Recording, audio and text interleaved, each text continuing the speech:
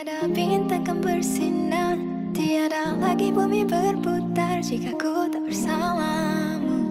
Semuanya kan runtuh, tiada tulang yang bergetar, tiada senyuman yang ku gemar jika ku tak bersamamu. Semuanya kan runtuh.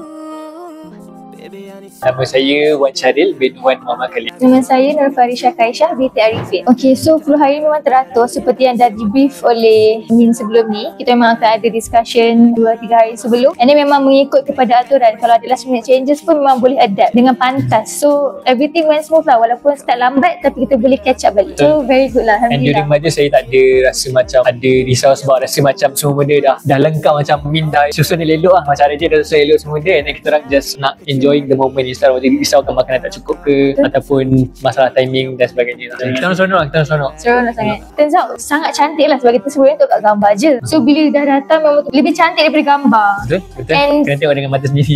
Pelamin pun memang disusun ikut apa yang kita orang minta, yang memang cantik. Dari dalam gambar, rasa gambar macam cantik lagi daripada depan. Betul, betul, betul. Suasana betul. pun okey.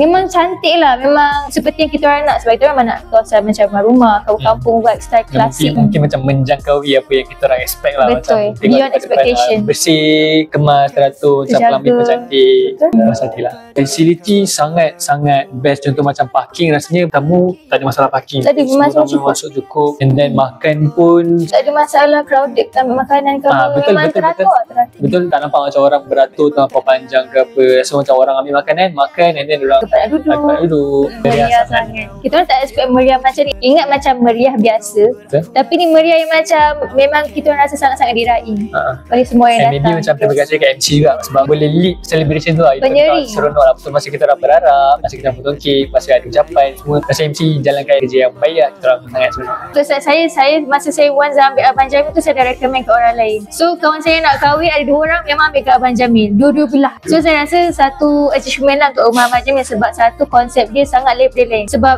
macam kita orang pun memang nak cari konsep yang bukan datang sekadar datang dewan perkahwinan yang biasa. So kita orang bila dapat rumah Abang Jamil, memang kita orang macam okay, ni yang kita nak, daripada lain. Betul? And macam kalau korang nak tempat yang cantik and also staff-staff daripada salesman atau PIC boleh layan korang dengan profesional sangat baik and korang tak rasa macam korang dilayan dengan buruk, maka rumah Abang Jamil lah jawapannya. 5. Saya bagi 7 bintang. Saya tak boleh lebih. Ingat kenduri, ingat rumah Abang Jamil. Terima kasih.